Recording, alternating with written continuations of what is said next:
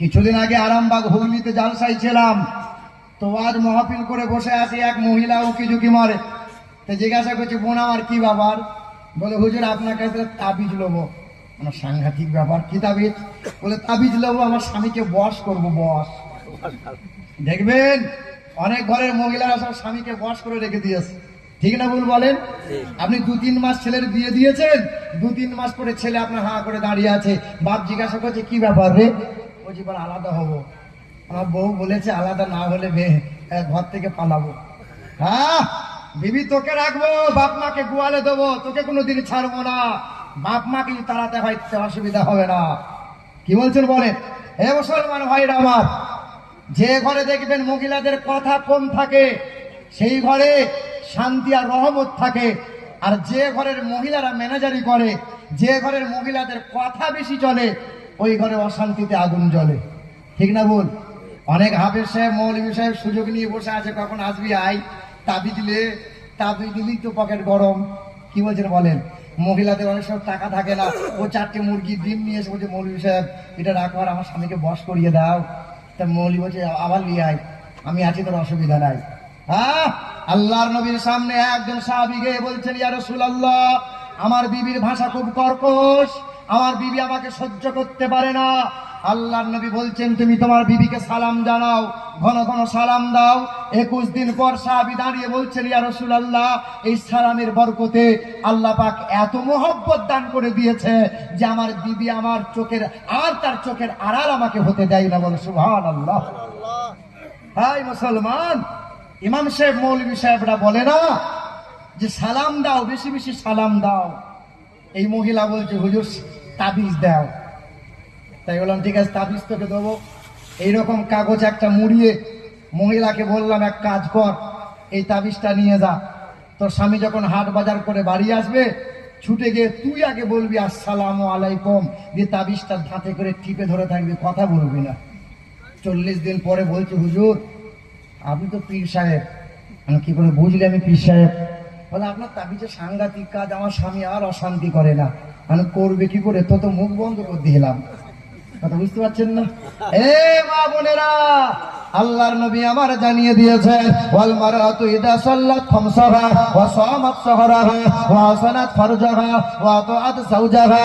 আল্লাহর নবী বলেন, যে মহিলার 4 গুণ ভালো হবে, 1 নম্বর হলো ওই মহিলা 5 ওয়াক্ত নামাজ পড়বে, রমজান মাসে রোজা রাখবে, স্বামীর সেবা করে চলবে।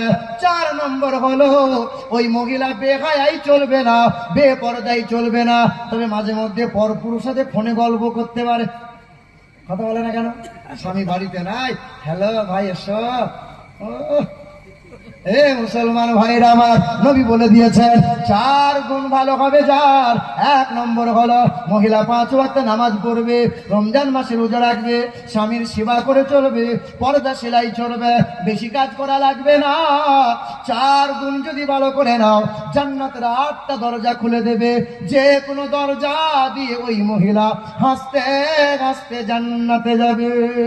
এ আমার মা বোনেরা, এ আমার ভাইরা, আল্লাহ পাকের ঘোষণা, কোন জায়গায় অসম্মান হবে না, কোন জায়গায় লাঞ্ছিত হতে হবে না। আল্লাহ পাক জানিয়ে দেয়, আহাব্বা ইলাইকুম মিনাল্লাহ ওয়া রাসূলিহি। হে দুনিয়ার মানুষেরা, বাপ মাকে ভালোবাসো, ভাই বোনের হক আদায় করো, বিবিদের মহব্বত করো, বিবিরা স্বামীদেরকে ভালোবাসো, ছেলে মেয়েকে সুন্দর করে কোরআনের তালিম দাও, ব্যবসা করো, বিজনেস করো, চাষ করো, আবাদ করো, চাকরি করো, ব্যবসা করো, টাকা পয়সা বাড়ি গাড়ি করো। আমি আল্লাহ পাক নিষেধ করি নাই, তবে আমি আল্লাহ পাকের ঘোষণা, কখনো জানো আমি আল্লাহর হুকুমগুলো ভুলে যাবি না, আমার নবীর তরিকা বাদ দিবি না। যখনই তোরা নবীর তরিকা ভুলে যাবে, আমি আল্লাহ পাকের আহকামগুলো ত্যাগ করে দেবে, সব জায়গায় লাঞ্ছিত হবে, সব জায়গায় অপমানিত হবে, সব জায়গায় মার খাবে, বেঈমানের হাতে ক্ষমতা যাবে। ওয়া জিহাদিন ফি সাবিলিহি ফাতারাব্বাসু হাত্তা ইয়াতি ইয়াতিয়াল্লাহু বিআমরিহি ইন্নাল্লাহা লা ইয়াহদিল কওমাল ফাসিকিন। লাঞ্ছিত অপমানিত হবে, পায়ের নিচে থেকে মাটি তোর সরে যাবে। হে মুসলমান, ষষ্ঠ জাতি পেয়েছে, হয়েছে আমি তুমি আমরা মুসলমানরা ষষ্ঠ কিতাব পেলাম, মার খাবো কেন? তাহলে কি নিশ্চয় আল্লাহর ইচ্ছা আর নবীর তরিকা বাদ দিয়ে দিলাম। মুসলমান মুসলমান, ভাই ভাই খুন খারাপি। মুসলমান মুসলমান, এক ভাই এক ভাইয়ের নামে মামলা করে, এক ভাই এক ভাইকে জেল খাটায়, এক ভাই এক ভাইকে চক্রান্ত করে ফাঁসায়। তুমি কেমনে মুসলমান? হে শিক্ষিত বন্ধুরা আমার, পৃথিবীর জমিনে আল্লাহ পাকের দুই ঘোষণা। এক নম্বর, দুটো আঁকড়ে ধরো। এক হলো আমার নবীর ইত্তেবা করে নাও, আমার নবীর তাবেদারি করে নাও। আর দুই নম্বর ঘোষণা, ওয়াতাসিমু বিহাবলিল্লাহ জামিআন ওয়া লা তাফাররাকু। কালো হও কিংবা ফর্সা, আরবি হও কিংবা বিহারি, বাঙালি হও কিংবা গুজরাটি, ধনী হও কিংবা গরিব, আমি আল্লাহ পাকের কোরআন, আমি আল্লাহ পাকের কালামকে শক্ত করে মজবুত করে বুকে আঁকড়ে ধরে নাও। কেউ মারতে পারবে না, কখনো লাঞ্ছিত হবে না। হে মুসলমান, খাবড়ে যাবি না। ওয়ালা তাহিনু ওয়ালা তাহজানু ওয়া আনতুমুল আ'লাউনা ইন কুনতুম মুমিনিন। দুঃখ করবি না, সাহস তোরা হারাবি না। বিজয়ের ক্ষমতা, বিজয়ের পতাকা বান্দা তোর হাতে দেব। চতুর্দিকে বেঈমানরা পরাজিত হবে, নাস্তানাবুদ হয়ে যাবে। মুমিন যদি হয়ে যাও, কোরআনকে যদি আঁকড়ে ধরে নাও, সব জায়গায় মাথা উঁচু করে দাঁড়াবে।